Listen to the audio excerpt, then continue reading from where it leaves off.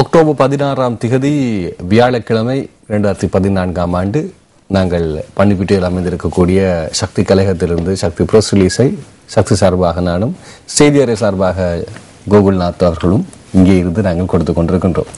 அந்த அடிப்படையில் இன்று வெளிவந்திருக்கக்கூடிய பத்திரிகை செய்திகளை நாங்கள் பார்க்க போகின்றோம். முதலிலே கோகுல்நாத்துக்கு நாங்கள் வணக்கங்கள் தெரிவித்துக் கொண்டோம். வணக்கம் கோகுல். இனிய காலை வணக்கம். கஜமுக நேயர்களுக்கு உற்சாகமான இனிய காலை வணக்கம். அடிப்படையில் முதலில் நாங்கள் இன்று உதயன் பத்திரிகைக்கு செல்லலாம். வழக்கிலிருந்து கொஞ்சம் வருவோம். அது அடிப்படையில் இனி கடவுள்தான் கண் திறக்க வேண்டும். பிரிட்டன் பிரதி தூதுவரிடம் சபாதிபதி பிள்ளை நலன்புரி நிலைய மக்கள் கண்ணீர்.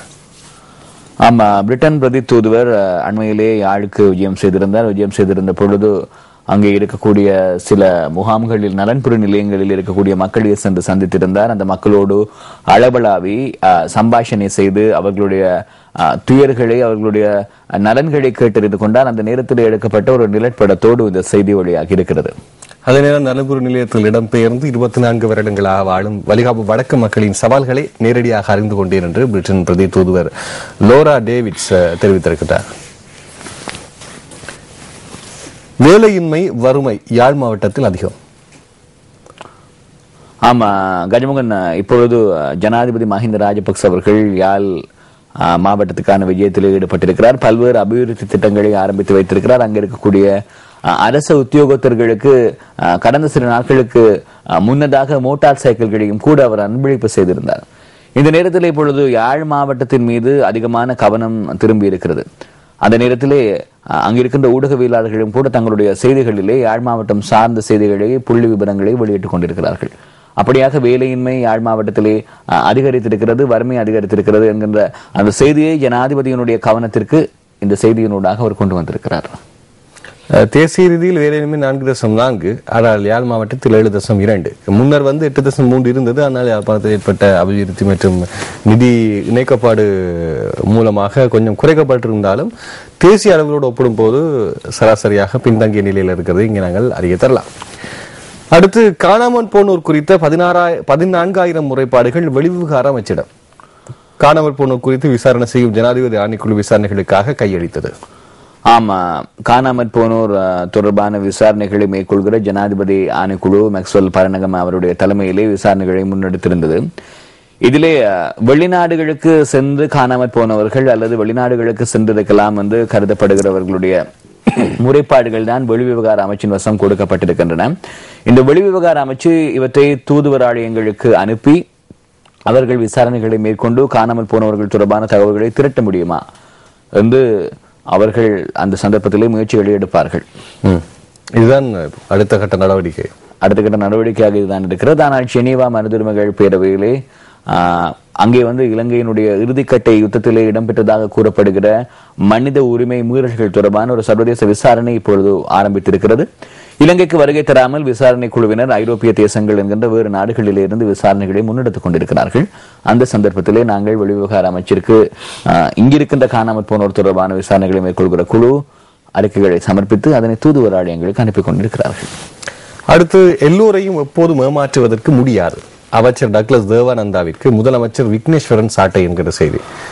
இதிலே ஒரு தடவை யாழ்ப்பாணத்திற்கு ஜனாதிபதி அவர்கள் இம்முறை விஜயம் செய்திருந்த பொழுது ஒரு கூட்டத்திலே அமைச்சர் டக்ளஸ் தேவானந்தா அவர்கள் மு விக்னேஸ்வரன் என்று பல தடவைகளிலே குறிப்பிட்டு பேசினாராம். அப்பொழுது நான் முட்டாள் விக்னேஸ்வரன் என்று சொல்கிறேன் என்று நீங்கள் கருத்தினை எடுத்துக் கொள்ளாதீர்கள், நான் முதலமைச்சர் விக்னேஸ்வரன் என்று கூறுகிறேன் என்று அவர் கூறியிருக்கிறார். அவர் அப்படி கூறி சாடை மாடையாக ஒரு நையாண்டி நக்கல் பேச்சு போல பேசியிருந்தார் என்று பத்திரிகைகளிலே இணையதளங்களிலே செய்திகள் வெளியாகி இருந்தன. இதற்கு பின்னர் நேற்று இடம்பெற்ற ஒரு நிகழ்விலே உரையாற்றும் பொழுது முதலமைச்சர் விக்னேஸ்வரன் அவர்கள் கூறியிருக்கிறார், ஒருவர் இங்கே இருக்கிறார், அவர் இந்தியாவுக்கு சென்று ஒரு தனி இடத்திலே கவனமாக வைக்கப்பட வேண்டிய ஒருவர், அவருக்கு பிறப்பிக்கப்பட்ட பிடிவிராந்தையும் கூட ஒவ்வொரு அரசாங்கங்களோடு அவர் தொடர்ச்சியாக இருந்து காலம் தள்ளி தன்னையும் காப்பாற்றிக் கொண்டு இங்கே இருந்து கொண்டிருக்கிறார். ஒவ்வொருவரையும் ஒவ்வொரு நாளும் எல்லா காலங்களிலும் ஏமாற்ற முடியாது என்று சாடை மாடையாக தன்னை பற்றி கூறிய கருத்திற்கு எதிர்கருத்து போன்று அவர் சில விடயங்களை சொல்லி இருக்கிறார். அது மாத்திரமல்லாமல் ஜனாதிபதி அவர்கள் கூறியிருந்தார், வடமாகாண சபையினுடைய செயற்பாடு எவ்வாறாக இருக்கிறது என்று சொன்னால், வைக்கோல் பட்டடை நாயை போல இருக்கிறது வடமாகாண சபையினுடைய செயற்பாடுகள். அபிவிருத்தி நடவடிக்கைகளை முன்னெடுக்கிறார்களும் இல்லை, இவர்கள் அபிவிருத்தியை செய்கிறார்களும் இல்லை. அதற்கு சாட்டையடி கொடுப்பது போன்றும் முதலமைச்சர் விக்னேஸ்வரன் அவர்கள் இன்னும் ஒரு மாற்று கருத்தினை பதிவு செய்திருக்கிறார். அவர் என்ன சொல்லி இருக்கிறார் என்று சொன்னால், வைக்கோல் பட்டடை நாயை போல என்று சொன்னால் நாயாக இருக்கக்கூடிய நாங்கள் இதற்கு பொறுப்பாக இருக்கிறோம். ஆனால் வைக்கோலுக்கு தீ வைத்தவர்கள் இருக்கிறார்களே, அவர்கள் தொடர்பிலே நாங்கள் கவனம் செலுத்த வேண்டும். எங்களுடைய மக்களை வைக்கோல் என்றும் எங்களை நாய்கள் என்றும் சொல்கிறார்கள். நாங்கள் விசுவாசமாக இருக்கிறோம். வைக்கோலுக்கு தீ வைத்தவர்களை பற்றி நாங்கள் பேசுகிறோம். ஆடு நனைகிறது என்று ஓநாய் அழுத கதை போலத்தான் இருக்கிறது இவருடைய பேச்சு என்று முதலமைச்சர் விக்னேஸ்வரன் அவர்கள் சொல்லி இருக்கிறார். அது மாத்திரமல்லாமல் இன்னும் ஒரு விடயத்தை கூறியிருக்கிறார். கடந்த நாட்களிலே யுத்தத்தினால் நாங்கள் நிறையவற்றை இழந்திருக்கிறோம் மக்களை. ஆகவே உங்களுக்கு அதிகமான நட்டஈட்டினை இந்த அரசாங்கம் கொடுக்க வேண்டி இருக்கிறது. ஆகவே உங்களுக்கு கொடுப்பதையெல்லாம் நீங்கள் வாங்கிக் கொள்ளுங்கள், மறுதளிக்காதீர்கள். ஆனால் தேர்தல் என்று வருகிற பொழுது வீழ்த்துங்கள் என்கிற ஒரு நிலைப்பாட்டை அவர் பதிவு செய்திருக்கிறார். அடுத்த செய்தியை நாங்கள் பார்க்கலாம். இன்று வெளிவந்திருக்கக்கூடிய உதயன் பத்தினுடைய செய்தியை தொடர்ந்து யாழ் தினக்குரல் பத்திரிகையும் பார்த்துவிட்டு செல்ல இருக்கின்றேன். வெளிநாட்டவர்கள் வடக்கு வருவதானால் பாதுகாப்பு அமைச்சின் அனுமதி பெற வேண்டும். ஓமந்தையில் சோதனை. இது முன்னாளிலே அப்படி இருந்தது, பின்னர் அவை கையாளப்பட்டது, தற்போது மீண்டும் கையாளப்படுகின்றது. ஒரு விதத்தில் ஒரு சுதந்திரமான நாடு எனும் போது ஒரே வகையான ஒரு அரசியல் அமைப்பு அல்லது சட்டம் தான் முழு நாட்டிற்கும் பொதுவாக இருக்க வேண்டும். சரி, கொழும்புக்கு வரக்கூடிய ஒருவர் ஓமந்தையில் வைத்து சோதனை செய்யப்படுகிறாரா இருந்தால் பாதுகாப்பு விதிமுறைகளிலே நாடு 2 வகையான பகுதிகளாக பிரிக்கப்பட்டிருக்கின்ற கேள்வி வருகிறது அல்லவா? ஆமா, இதிலே கஜமுகன் முக்கியமாக குறிப்பிட வேண்டிய ஒரு விடயம் என்னவென்றால், பாதுகாப்பு அமைச்சனுடைய ஊடகவியலாளர் சந்திப்பு நேற்றைய தினம் நடைபெற்றது. இதிலே ராணுவத்தினுடைய ஊடக பேச்சாளர் பிரிகேடியர் ருவான் வணிகசூரிய கருத்து தெரிவித்திருந்தார். அதன் பொழுதுதான் அவர் சொல்லியிருக்கிறார், வெளிநாடுகளில் இருந்து யாழ் மாவட்டத்துக்கு செல்லுகிறவர்கள் பாதுகாப்பு மற்றும் நகர அபிவிருத்தி அமைச்சனுடைய அனுமதியை பெற்றுத்தான் செல்ல வேண்டும் என்கிற நிலைப்பாட்டை பதிவு செய்திருக்கிறார். இப்பொழுது ஜனாதிபதி அவர்கள் வடமாகாணத்திற்கான விஜயத்திலே இருக்கின்ற காரணத்தினால் அதனை முன்னிறுத்தி இவர் கூறியிருக்கிறாரா அல்லது தொடர்ச்சியாக நடைமுறை இதுவாகத்தான் இருக்குமா என்பதை பொறுத்திருந்து நாங்கள் தற்காலிகமாக ஒரு பதமதிலே பாவிக்கப்படவில்லை, அதனால் தொடர்ச்சியாக இந்த நடைமுறை இருக்கும் என்று நாங்கள் எடுத்துக்கொள்ளலாம். ஆனால் எதுவாக இருந்தாலும் ஒரு குறிப்பிட்ட காலத்திற்கா அல்லது குறுகிய காலத்திற்கா என்று பொறுத்திருந்து பார்க்க வேண்டும்.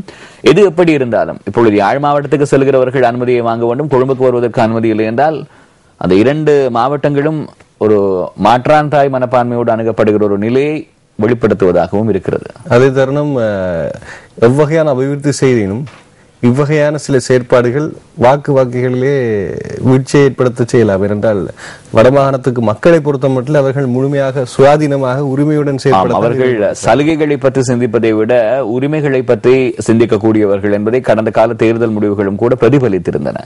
அதே நேரம் அன்று அந்த யாழ்தேவி சென்ற போது பார்த்திருந்தோம், 1905ஆம் ஆண்டே யாழ்ப்பாணத்துக்கு கோச்சி சென்றிருக்கின்றது. அவ்வளவு தூரம் இன்று வரை நாங்கள் பார்க்கக்கூடிய அபிவிருத்தி வீதி பணிகள் எல்லாவற்றையுமே மேம்படுத்தியவர்கள் ஆங்கிலேயர்கள். அப்படி மேம்படுத்திய அபிவிருத்தியை இலங்கைக்கு காண்பித்தவர்கள், அதாவது இலங்கையினுடைய ஏற்றுமதி துறையை காண்பித்தவர்கள். இப்படிப்பட்ட ஆங்கிலேயர்களிலேயே ஏன் நாங்கள் 1948ஆம் ஆண்டு சுதந்திரம் பெற வேண்டும் என்ற தேவை இருக்கிறது. ஆகவே அபிவிருத்தி என்பது எல்லாருக்கும் பொதுவானது, தேவைதான். அதற்குத்தான் ஆட்சி என்றிருந்தால் ஆங்கிலேயர்கள் இன்றும் ஆட்சி புரிந்திருக்கலாம்.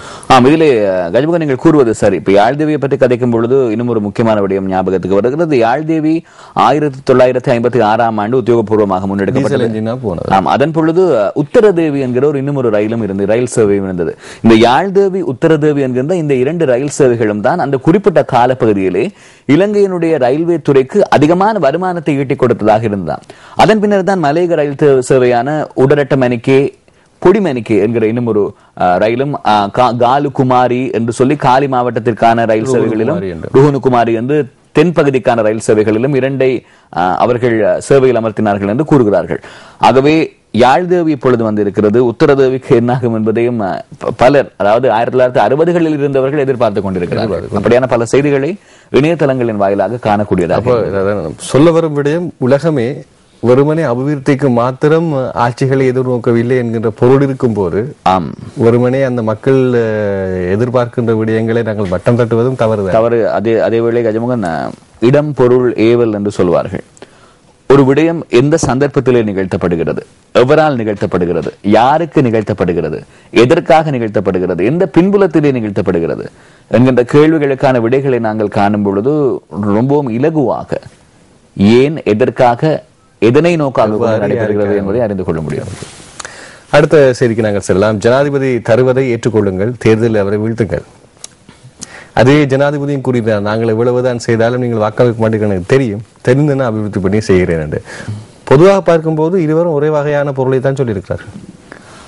ஆமா, அதிலே இப்பொழுது ஒரு பனிப்போர் நிலவுகிறது. அதாவது வடமாகாண சபைக்கும் அரசாங்கத்துக்கும் இடையில சில சந்தர்ப்பங்களிலே அது பனிப்போர் என்று கூட சொல்ல முடியாது, நேரடியாக தர்க்கங்கள் படக்கூடிய வாய்ப்புகள் இருக்கின்றன. எது எவ்வாறாக இருந்தாலும் மக்கள் சுமூகமாக நிம்மதியாக வாழக்கூடிய ஒரு சூழல் நிலவமாக இருந்தால் ரொம்பவும் உத்தமம்.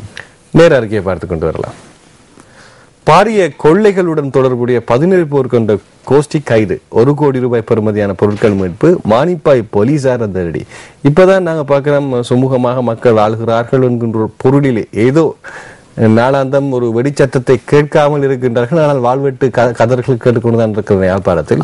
அதுக்குள் இந்த கொள்கை எக்கச்சக்கமாக நடைபெற்றுக் கொண்டிருக்கிறது. ஆமா கஜமுகன், ஒரு இணையதளத்திலே நேற்றைய தினம் செய்தி வழியாக இருந்தது. இளவாலி போலீசார் கைது செய்திருக்கிறார்கள் கொள்ளை குழு ஒன்றை சேர்ந்தவர்கள் என்று. நாங்கள் போலீசிலே விசாரித்த பொழுது அவர்கள் அப்படி எவரையும் கைது செய்யவில்லை என்று சொல்லியிருக்கிறார்கள். இப்பொழுது செய்தி வழியாக இருக்கிறது, மானிப்பாய் போலீசார் இதனை கைது செய்திருக்கிறார்கள். 11 பேர் கொண்ட கொள்ளை கோஷ்டி என்று அந்த செய்தியிலே ஒரே குடும்பத்தை சேர்ந்தவர்கள் என்றும் சொல்கிறார்கள். ஒரே குடும்பத்தை சேர்ந்தவர்களும் அந்த கொள்ளை கோஷ்டியிலே இருக்கிறார்கள் என்கிற ஒரு நிலைப்பாட்டினை வெளிப்படுத்தியிருக்கிறார்கள். இதுல என்னவென்றால், இப்ப யாழ் மாவட்டத்திலே பல்வேறு சந்தர்ப்பங்களிலே கொள்ளையர்களை கைது செய்த பிறகு கொள்ளையர்கள் கைது செய்யப்பட்டார்கள் என்று சொல்கிறார்களே ஒழிய அவர்களுடைய பின்புலம் என்ன என்பதை கூறுகிற பொழுதுதான் எந்த பின்புலத்தில் இருக்கிறவர்கள் கொள்ளையடிக்கின்ற நடவடிக்கைகளில் ஈடுபடுகிறார்கள். 2 வருடங்களாக இந்த செய்திகள் வருகின்றன, பின்புலம் வரவில்லை. அதே இடம் யாழ்ப்பாணம், வடமாகாணம், கிழக்கு மாகாணம் தவிர்த்து ஏனி எந்த இடத்துல இருந்தாலும் அவர்களுடைய பின்புலம் 2-3 நாட்களுக்குள்ளேயே தெரிய வந்து விடுகிறது. அவர்களுடைய மனநிலை என்ன, அவர்களுடைய செயற்பாடு என்ன, அவர்களுடைய 10 வருட திட்டங்கள் என்னன்றது கூட பகிரங்கமாக கூறப்படுது. உண்மை நிலைப்பாடு. ஆனால் இங்கே அது பெரிதாக வருவது இல்லை. அது அந்த பின்புலம் வெளிவருகிற பொழுது மக்கள் இன்னும் விழிப்பாக அதனை அறிந்து கொள்ளக்கூடிய வாய்ப்பு கிடைக்கும். பந்தயத்தில் எபோலா வெற்றி பெறுகிறது. ஓட்டப் போட்டியில் எபோலா வைரஸ் வெற்றி அடைந்து வருவதாகவும் இந்த நெருக்கடி சர்வதேசம் அளிக்கும் பதில் போதாமல் இருப்பதாகவும் ஐக்கிய நாடுகள் அதிகாரி ஒருவர் எச்சரித்திருக்கின்றார். எம்மில் ஆரம்பித்த எபோலா நமக்கு முன்னால் சென்று கொண்டிருக்கிறது, எம்மிலும் பார்க்க வேகமாக ஓடுகிறது, பந்தயத்தில் வெற்றி பெற்று வருகிறது என்று ஐக்கிய நாடுகள் பாதுகாப்பு சபையில் இந்த நோய் பரவுவதற்கு பதிலளிப்பதற்கு பொறுப்பாக உள்ள அதிகாரி ஆண்டனி பான்பெரி தெரிவித்திருக்கின்றார். ஒரு வாரத்துக்கு 10,000 பேரை தாக்கும் அளவிற்கு மேற்கு ஆப்பிரிக்காவில் இந்த வைரஸ் பரவி வருவதாக உலக சுகாதார மையம் தெரிவித்திருக்கின்றது. அப்படி என்றால் இதற்கு என்ன முடிவு என்ற மிக முக்கியமான ஒரு கேள்வி இருக்கிறது.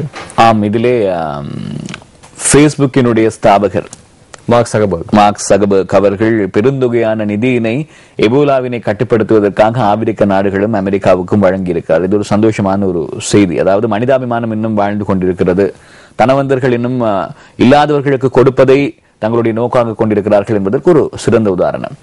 இதிலே எபோலா தாக்கப்படுகின்ற பொழுது உயிரிழப்பதற்கான விகிதாசாரம் முதலிலே 40 இருந்ததாம். அதாவது எபோலா வைரஸ் தாக்கப்பட்ட ஒருவர் உயிரிழப்பதற்கான 40% வாய்ப்பு இருக்கிறது. இப்பொழுது அந்த வாய்ப்பு 70% உயர்ந்திருக்கிறது. குறிப்பாக மேற்கு ஆப்பிரிக்க நாடுகளிலே ஒருவருக்கு நோய் வந்திருந்தால் அந்த நோய் சிறுநீர் மூலமாக, எச்சில் மூலமாக, மலம் மூலமாக, குருதி மூலமாக, அவருடைய சுவாசம் மூலமாக பரவுவதற்கான வாய்ப்புகள் இருக்கிறது என்று கூறினார்கள். இப்பொழுது என்ன சொல்கிறார்கள் என்று சொன்னால், அந்த எபோலா வைரஸ் தொற்றில் பாதிக்கப்பட்ட அந்த நோயாளி இருக்கக்கூடிய அண்மித்த பிரதேசங்களில் இருக்கக்கூடியவர்களுக்கும் கூட காற்று மூலமாக அந்த நோய் பரவுவதற்கான வாய்ப்பு இருக்கிறது என்பதை கண்டுபிடித்திருக்கிறார்கள். இப்பொழுது எலி ஒன்றை வைத்துக் கொண்டு பரிசோதனை செய்து கொண்டிருக்கிறார்களாம், அந்த எபோலா தொற்றிலிருந்து மனிதரை எப்படி காப்பாற்ற முடியும் என்று. ஆனால் எந்த ஒரு பரிசோதனையும் இதுவரை வெற்றி அளிக்கவில்லையாம். ஆகவே ஆப்பிரிக்க நாடுகளில் இருக்கக்கூடிய மக்கள் பல்வேறு விதமான ஒரு உயிர் அச்சுறுத்தலை இதனால் எதிர்நோக்கி இருக்கிறார்கள். அதற்கு இன்னும் ஒரு விடயம் இருக்கிறது. 3 வகையான காரணிகளையும் நாங்கள் பார்க்க வேண்டும். ஆப்பிரிக்காவில் இருக்கக்கூடிய அமைப்பு முறையிலான வாழ்வியல். இப்போது இலங்கையில் கூட ஒருவர் தொற்றுக்குள்ளாகினால் அவரை தனிமைப்படுத்தி நோய்க்கான தீர்வை கொடுப்பதற்கும் உறவினர்கள் அந்த தனிமை இல்லாத வகையிலே அவருடன் உறவாடுவதற்கான ஒரு அமைப்பு முறை இருக்கிறது. நாங்கள் செய்தி காட்சிகளிலே பார்க்கின்றோம், எபோலா தொற்றுக்குள்ளான ஒருவர் ஏதோ கொலை குற்றம் செய்வது போன்று அவரை கீழே வைத்துவிட்டு கணக்கெடுக்காமல் போகக்கூடிய ஒரு நிலைமை ஆப்பிரிக்காவில் இருக்கு. மன ரீதியாகவும் துன்புறுத்தப்படும் போது முழுமையாகவே அந்த நோய் அவரை பீடிக்கக்கூடிய வாய்ப்புகள் அதிகம் இருக்கும். மனம்தான் எல்லாவற்றுக்கும் காரணம். 1. 2வது, அவர்களுடைய வாழ்வியல் அமைப்பு முறை, அவர்களுடைய வறுமை அதிகப்படியாக இதை மேலதிகமாக பரவுவதற்கும் வாய்ப்பு கொடுக்கிறது. 2வது கவலைக்கிடமான செய்தி. ஆகவே இந்த 2ஐயும் நாங்கள் கொஞ்சம் யோசித்து பார்க்க வேண்டும். அவர்களுக்கான வாழ்வியல் அபிவிருத்தி பணிகளை, உட்கட்டமைப்பு வசதிகளினுடைய மாற்றமும் மிக முக்கியமாக இருக்கின்றது இவ்வகையான நோய்களை ஆப்பிரிக்காவிலிருந்து வெளியேற்ற. நிச்சயமாக அதிலே அமெரிக்காவிலே இந்த காலை சர்வதேச இணையதளங்களிலும் சர்வதேச ஊடகங்களிலும் தொலைக்காட்சியிலும் பார்க்கக்கூடியதாக இருந்தது. அட்லாண்டாவிலே இபோலா வைரஸ் சொத்துக்குள்ளான 2வது நோயாளி அடையாளம் காணப்பட்டார். அதனுடைய துர்ப்பாக்கிய சம்பவம் என்னவென்றால் அவர் ஒரு மருத்துவ தாதி. ஆனால் அந்த மருத்துவ தாதி அவர் தன்னுடைய செயற்பாடுகளை வளத்தோடு செய்து கொண்டிருக்கிறார் என்கின்ற விடயங்கள் தான் இதுவரையும் ஊடகங்களில் சொல்லப்படுகின்றது. இனி அதுவும் ஒரு கவலைக்கிடமான செய்தி, கவலைக்கிடமான ஒரு விடயம். அதாவது மரத்தில் ஏறியவரை மாடு விழுந்து முட்டியது போல மிகவும் கவலைக்கிடமான விடயம். இவை யாழ் தினக்குரல் பத்தினுடைய செய்திகள். யாழ்ப்பாணத்திலிருந்து தேசியத்துக்கு வருவோம் என்று நாங்கள் நினைக்கின்றோம். அந்த அடிப்படையில் வீரகேசரி பத்தினுடைய செய்திகளுக்கு செல்லலாம். வீரகேசரியுடைய செய்திகளிலே முக்கியத்துவம் இருக்கும் செய்தி, வைக்கோல் பட்டைக்கு தீ வைத்தமையே ஜெனீவாவில் விசாரணை நடக்க காரணம். ஆடு நனைகிறது என்று ஓனாய் எழுத கதையை நினைவூட்டுகிறார் முதலமைச்சர் விக்னேஸ்வரன் என்கிற செய்தி இருக்கிறது. இன்னொரு புகைப்படத்தோடு ஒரு காட்சி வருகிறது. 24 வருடங்களுக்கு பின்னர் நேற்று புதன்கிழமை யாழ் நகருக்கு தபால் பொதிகள் புயறு மூலம் எடுத்து வரப்பட்டன. இவ்வாறு கொண்டு வரப்பட்ட தபால் பொதிகள் வண்டியில் ஏற்றப்பட்டு பிரதமர் தபாலகத்துக்கு கொண்டு செல்லப்பட்ட போது எடுக்கப்பட்ட படம். இது முதன்முறையாக செல்வதனால் இந்த வண்டியில காண்பிக்கிறார்கள். அப்படித்தானே? நான் நினைக்கிறேன். அல்லது இந்த வண்டியில் போவதாக இருந்தால் மிகவும் தாமதமாக அப்படின்னா தபாலுக்கே ஒரு அர்த்தம் விட்டு போய்விடும் இல்லையா? நிச்சயமாக. அடுத்த செய்தி பார்ப்போம். மரம் சரிந்து வீழ்ந்ததில் ஆண் ஒருவர் பலி. எட்டியாந்தோட்டையில் மினி சூறாவளியினால் சம்பவம். எட்டியாந்தோட்டை ருவான்வெல்ல பிரதேசத்தில் நேற்று புதன்கிழமை பிற்பகல் வீசிய மினி சூறாவளியால் வீடொன்றின் மரம் வீழ்ந்து மரத்தின் கீழ் நசுங்குண்ட ஒரு பிள்ளையின் தந்தை ஸ்தலத்திலேயே பலியாக இருக்கின்றார் என்ற செய்தி இருக்கின்றது. 3:30 மணி அளவில் பிற்பகல் இது நடைபெற்றிருக்கின்றது. இந்த சம்பவம் இடம்பெற்றிருக்கிறது. இன்று காலை நாங்கள் வரும்போது பார்த்தோம், இருமரங்கிலும் எந்த ஒரு மரங்களும் எங்களுக்கு தென்படவில்லை. பனிமூட்டம் இப்போதே கூடி வந்தது போல் தெரிகிறது. பனிப்பிட்டியவிலே அதிகமான பனிமூட்டம் நிலவுகிறது. ஹட்டன் நூரேலியா போல. அப்படின்னா ஹட்டன் நூரேலியா எப்படியான நிலை இருக்கும் என்பதை ஊகித்து பார்த்துக் கொள்ளலாம்.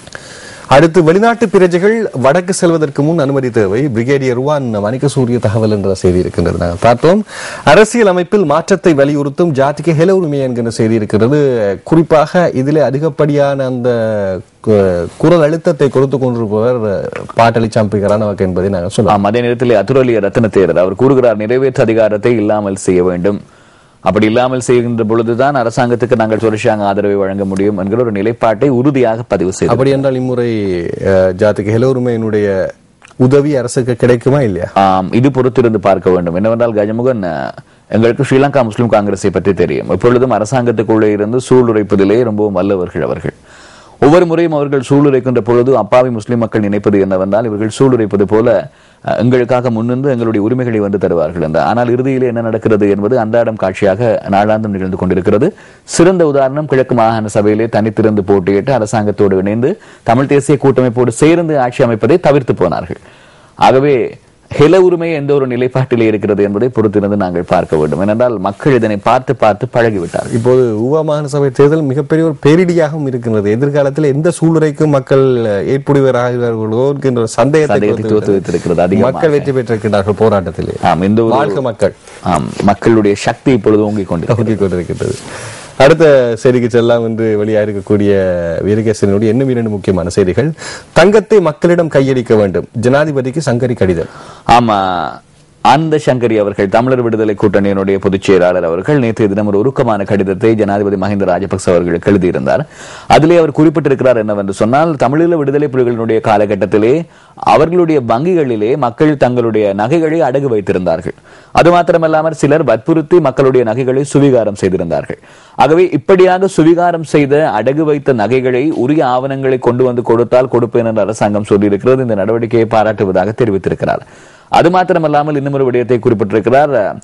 தமிழீழ விடுதலை புலிகளுடைய காலத்திலே ஒவ்வொரு வீட்டிலிருந்தும் தங்க நகைகளை எடுத்திருக்கிறார்கள். அந்த ஒவ்வொரு வீட்டினையும் அடையாளம் கண்டு அவர்களுக்கு 3 பவுன் நகைகளை கொடுக்க வேண்டும் என்கிற ஒரு நிலைப்பாட்டையும் அரசாங்கம் பின்பற்ற வேண்டும் என்று சொல்லி அதற்கும் இதனை முன்னெடுக்க வேண்டும் என்று அரசாங்கத்தை வலியுறுத்தி இருக்கிறார் வீரசிங்கம் ஆனந்த சங்கரி அவர்கள். தங்க கணக்கினை ஒப்புவிக்க வேண்டும் தமிழ் கூட்டமைப்பும் கோரிக்கை விடுத்திருக்கிறது. இதே நேரத்திலே நாங்கள் பிரிகேடியர் ருவான் மணிகசூரிய ராணுவ பேச்சாளர் அவரை பிரத்யேகமாக தொலைபேசியின் வாயிலாக நேற்றைய தினம் தொடர்பு கொண்ட பொழுது அவர் கூறியிருக்கிறார் என்னவென்றால், அதாவது விடுதலை புலிகளினுடைய காலத்திலே வங்கிகளிலே அடகு வைத்ததாக கூறப்படுகிறது. அதாவது விடுதலை புலிகளினுடைய வங்கிகளிலே அடகு வைத்திருக்கக்கூடிய நகைகளுக்கான பற்றுச்சீட்டுகள் அல்லது ஆவணங்களை மக்கள் வைத்திருப்பார்களாக இருந்தால் அதனை சமர்ப்பித்தால் அதனை இராணுவத்தினர் தருவதற்கு தயாராக இருக்கிறார்கள். கிளிநொச்சி, முல்லைத்தீவு, யாழ்ப்பாணம், மன்னார், வன்னி என்று சில இடங்களை சொல்லி அங்கு இணைப்பு அலுவலகங்கள் இருக்கிறதாம். அங்கே சென்று மக்கள் தங்களுடைய பற்றுச்சீட்டு ஆவணங்களை காட்டி தங்க நகைகளை பெற்றுக்கொள்ள முடியுமா என்கிற கருத்தினை கூறியிருக்கிறார்.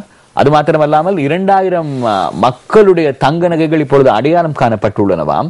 அவற்றினையும் கொடுப்பதற்கு நாங்கள் தயாராக இருக்கிறோம் என்று சொல்லி அவர் இறுதியாக ஒரு விடயத்தை சொன்னார். ஜனாதிபதியினுடைய உத்தரவின் பேரிலே யுத்தத்தின் பொழுது மீட்கப்பட்ட தங்க நகைகள் இப்பொழுது பாதுகாப்பாக ராணுவத்தினுடைய கட்டுப்பாட்டிலே வைக்கப்பட்டிருக்கிறது என்கிற ஒரு விடயத்தை கூறியிருக்கிறார். 5 ஆண்டுகள் சிந்திக்கப்படாத ஒரு விடயம் தற்போது இந்த சூழலில் சிந்திக்கப்படுவதற்கு அதி முக்கியமான காரணம் என்ன? அதாவது கஜமுகன், இதற்கான விடயத்தான் நாங்கள் முதலிலேயே சங்கீதமாக சொல்லி இருந்தோம். இடம், பொருள், ஏவல் என்கின்ற விடயங்களை நாங்கள் சிந்தனையில நிறுத்துவது என்பது நமக்கும் நன்மை பயக்கும், நிகழ்ச்சியை பார்க்கிறவர்களுக்கும் நன்மை பயக்கும். சுடரொலியினுடைய பிரதான தலைப்புக்கு செல்ல போன்றோம். தலைப்பையே வாசித்து விடலாம். ஜனாதிபதி தேர்தலுக்கு கூட்டமைப்பும் எதிர்ப்பு. அடுத்த வருடம் நடாத்த வேண்டிய அவசரம் ஏன் என்று சுமந்திரன் எம்பி கேள்வி. இதிலே அடுத்த வருடம் நீங்கள் பார்ப்பீர்களாக இருந்தால் ஜனவரி மாதம் என்பது புனித பாப்பரசர் அவர்கள் இலங்கைக்கு விஜயம் செய்வதாக வத்திக்கான் வட்டாரங்கள் தெரிவிக்கின்றன, உத்தியோகபூர்வமாக அறிவித்திருக்கிறார்.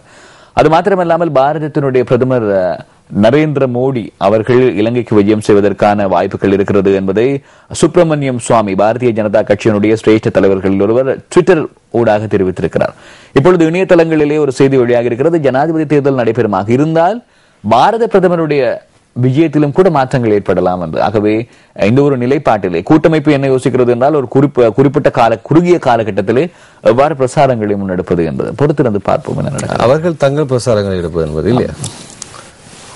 ஆளும் கட்சி அமைப்பாளர்கள் இன்று கொழும்புக்கு அழைப்பு. ஜனாதிபதி தேர்தல் ஆயத்தங்களுக்காக. ஆகவே ஜனாதிபதி தேர்தல் என்ற முடிவிலே ஒரு பலப்படுத்தப்பட்ட காரணி இருப்பது. ஆனால் கஜமன், உத்தியோகபூர்வமாக எந்த மாதத்திலே எப்பொழுது தேர்தல் நடக்கப் போகிறது, எந்த தேர்தல் முதலிலே நடக்கப் போகிறது என்கின்ற ஆயத்தம் இதுவரை செய்யப்படவில்லை.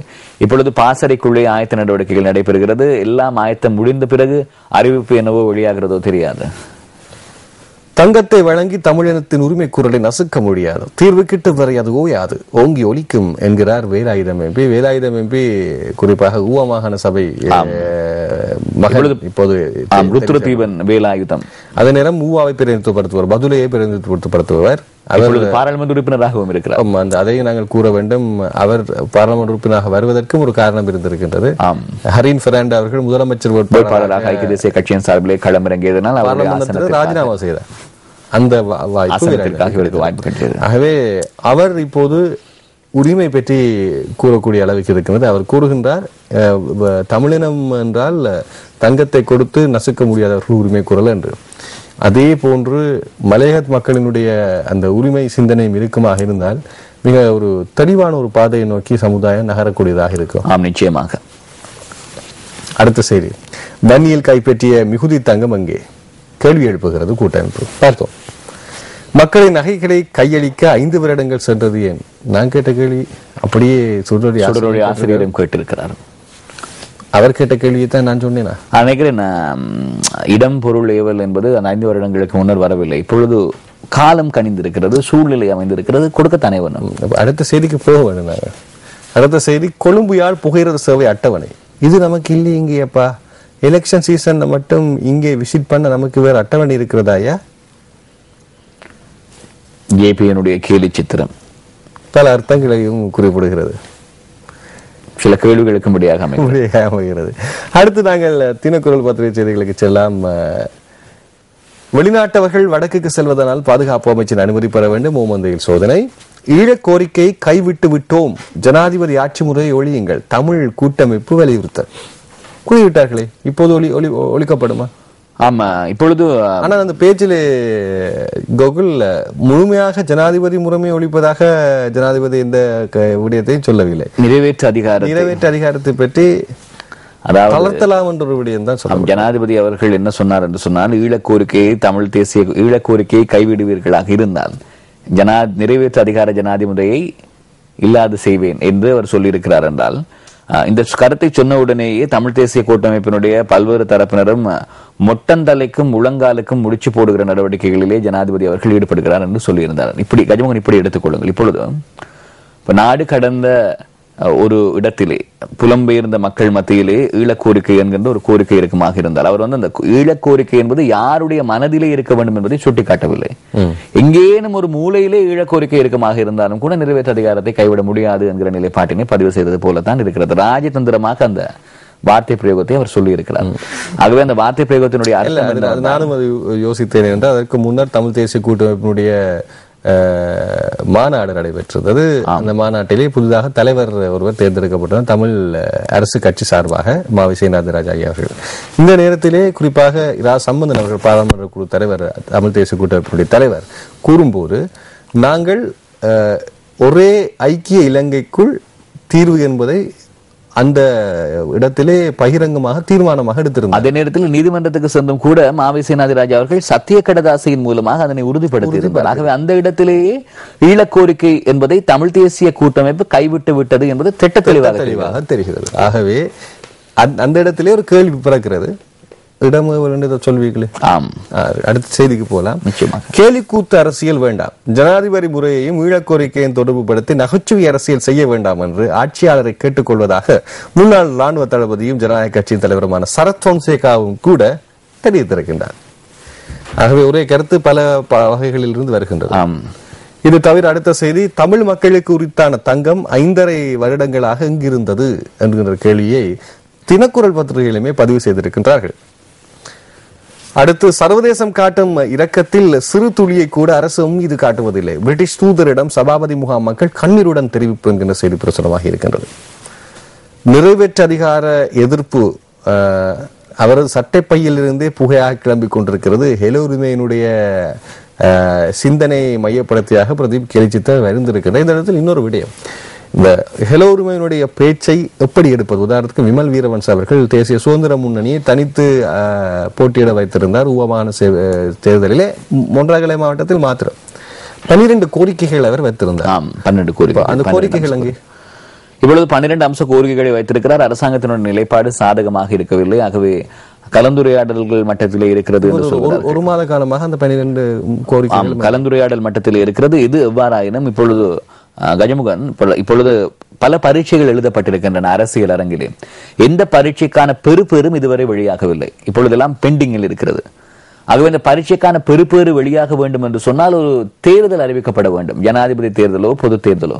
அந்த தேர்தல் அறிவிக்கப்பட்ட பிறகு, அதாவது நிலுவையில் இருக்கக்கூடிய அனைத்து விதமான பரீட்சைகளுடைய பெறுபேறுகளும் வெளிவரும். இந்த கட்சி யாருக்கு ஆதரவு கொடுக்கிறார்கள், இவர்கள் எப்படி தனித்து போட்டியிடுகிறார்களா இல்லையா, இவர்கள் அரசாங்கத்தோடு இருக்கிறார்களா இல்லையா என்று. ஆகவே அந்த அறிவிப்பு வரை நாங்கள் பார்த்திருப்போம். ஆனால் இன்னும் விமல் வீரவன்ச அவர் அமைச்சரவையில் தான் இருக்கிறார். ஆம், அது முக்கியம். இப்போது உள்ளூர் உட்கட்ட எதிர்ப்புகள் பல. முஸ்லிம் காங்கிரசும் அப்படித்தான், தேசிய சுதந்திர முன்னணியும் அப்படித்தான், ஹெலோ உரிமை அப்படித்தான். ஆனால் யாரும் அமைச்சர் பதவியிலிருந்து இதுவரை விலகுவதாக இதுவரை இல்லை. மறைமுகமான பட்டினி, பசி வந்தால் 10 பறந்துவிடும் என்பார்கள். உலக ரீதியில் பட்டினி மரணங்கள் கணிசமான அளவு குறைந்து விட்டதாக கூறப்படுகிறது. நேற்றைய தினம் ஒன்று பார்த்திருந்தேன். ஒரு நாளைக்கு முழுமையாக ஒருவேளை, அதாவது முழுவேளையும் ஒருவேளை தன்னும் உணவு இல்லாமல் 805 மில்லியன் மக்கள் இன்று உலகில் வாழ்ந்து கொண்டிருக்கின்றார்கள். அதே நேரத்தில் கஜமுகன் இன்றைய தினம் சர்வதேச உணவு தினம்.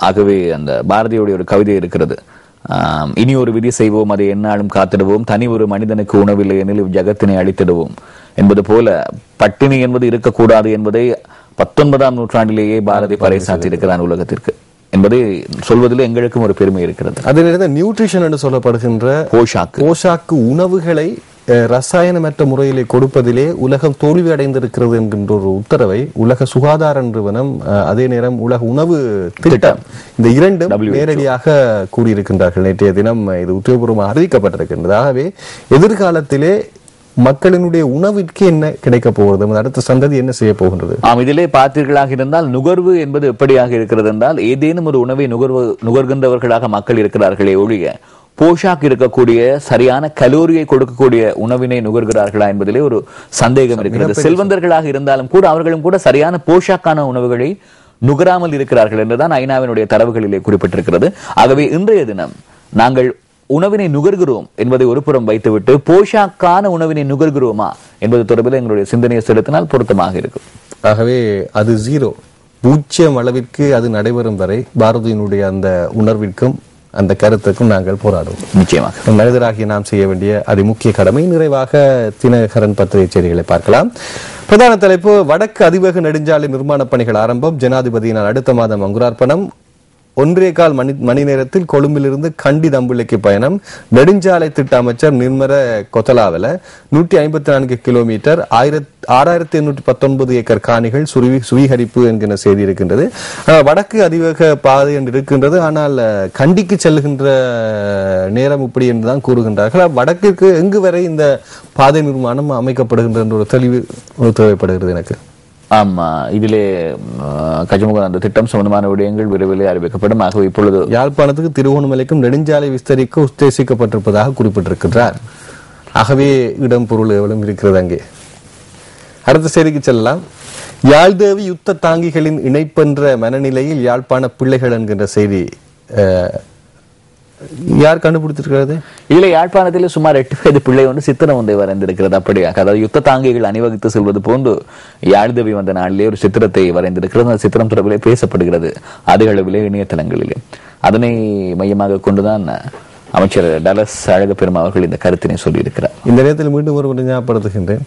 1958 ஆண்டு இலங்கையில் போயிருந்தம் அம்பை பூசவரை முதன்முறையாக நிர்மாணிக்கப்பட்ட போது, தண்டவாளங்கள் பயணித்த போது இலங்கையில் 2 புறங்களில் இருக்கக்கூடிய மக்கள் அலையடித்து ஓடினார்களாம். யகட யகாண்டு இரும்பு பிசாசு என்று ஓடி இருக்கின்றார்கள். மனநிலைகள் இருக்கலாம், ஆனால் மாற்றம் தேவை. நிச்சயமாக. அடுத்த செய்தி: ஐரோ ஒன்றியத்தின் நிபந்தனைகளை 3 மாதத்திற்குள் நிறைவேற்றுவோம். யார் தடை விதித்தாலும் இலங்கை மீன்களுக்கு தொடர்ந்தும் சந்தை வாய்ப்பு என்கிற செய்திருக்கு. ஐரோப்பிய மீனவர் அதாவது சர்வதேச கடல் எல்லையிலே இலங்கை கொடியினை வைத்து மீன் பிடிக்கின்ற படகுகள் உரிய நியமங்களுக்கு அமைய செயற்படவில்லை. ஆகவே குறுகிய காலத்திற்குள்ளே உரிய நியமங்களுக்குள்ளே அவர்கள் தங்களுடைய வேலைகளை செம்மைப்படுத்தாது விட்டால் அவர்களுக்கு தடை விதிப்போம் என்று பரிந்துரை செய்திருக்கிறார்கள் ஐரோப்பிய ஒன்றிய மீனவ சங்கம். அவை அதனை முன்னிறுத்திதான் அமைச்சர் ராஜித் சேனாரத்ன சொல்கிறார். அவர்கள் ஒரு கால அவகாசம் கொடுத்திருக்கிறார்கள். அந்த கால அவகாசத்துக்குள்ளே அவர்கள் எதிர்பார்க்கின்ற நியமங்களை நாங்கள் சரி செய்து விடுவோம். அமைச்சரவையிலிருந்து ஒரு கிரமமான முறையில் ஒரு பார்வையிடுவது போன்ற ஒரு செம்மை ஒன்று தெரிகிறது. அதை கோவ நிபந்தனையில் பார்க்காமல் எங்களுக்கு இருக்கக்கூடிய கடமைகள் என்பதை நேசிப்பது போன்றிருக்கின்றது. சிறை கைதிகளுக்கு தொலைபேசி வசதி. வெலிக்கடை சிறையில் நேற்று ஆரம்பம். அதாவது வெளியில வந்தவர்கள் பேசுவது போன்று இருக்கின்றது. ஒரு வகையில் அவர்களும் மனிதர்கள் என்ற அடிப்படையில் மனிதாயமானமான ஒரு செயற்பாடு கூறலாம். மலையக தோட்ட பகுதிகளில் சகல வசதிகளுடனும் 50,000 வீடுகள். அகலவத்தை தெனியாவில் முதற்கட்டமாக 200 வீடுகள் நிர்மாணம். அகலவத்தை களுத்துறை மாவட்டத்தில் இருக்கிறது, தெனியாவ காலி மாவட்டத்தில் இருக்கிறது. காணிகளை அடையாளம் காணும் நடவடிக்கைகள் முன்னெடுப்போம் என்கின்ற செய்தி இங்கே பிரசுரமாக இருக்கின்றது. காலி மாத்திரையில் இருக்கக்கூடிய தெனியாவிலும் அகலவத்தையிலும் இந்த நிர்மாண பணிகள் இருக்கின்றன. 50,000 வீடுகள். இதற்கு முன்னரும் தேர்தலின் போது எத்தனையோ வீடுகள் கையளிக்கப்படுவதாக மலையேறு கொடுக்கப்படுவதாக இருந்தது. எங்கு இருந்தாலும் உரிமை கட்டி பேசுவதற்காக யாராவது ஒரு உயிர் அல்லது ஒரு குரல் இருக்கும். ஆனால் மலையகத்தில் நடைபெற்றதா என்பதை மீண்டும் கேட்பதற்கு கூட இருக்காது. என்றால் அதை பார்ப்பதற்கு விட்டவர்களே அதை மூடி மறைக்கும் செயற்பாடாகத்தான் மலையகம் இருக்கிறது. கவலைக்கிடமான செய்தி. இதாவது நடைபெற வேண்டும் என்று பொதுவான நிறுவனை பிரார்த்திக்க மட்டும்தான் எங்களுக்கும் சக்தி இருக்கிறது. இவை செய்திகள். அடுத்து, புலிகளிடம் இழந்த நகைகள் மக்கள் மீளப்பெறும் வாய்ப்பு. தினகரனுடைய ஆசிரியர் தலையங்கம். ஒரு வகையிலே கிரமமான ஒரு செயற்பாடு கூறிக்கொண்டு இன்றைய தினம் சக்தி பிரசல் நாங்கள் நிறைவே கொண்டு வருகின்றோம். கோகுல், நன்றி. நன்றி கஜமுகன். மீண்டும் குட் மார்னிங் ஸ்ரீலங்காவோடு இணைவோம்.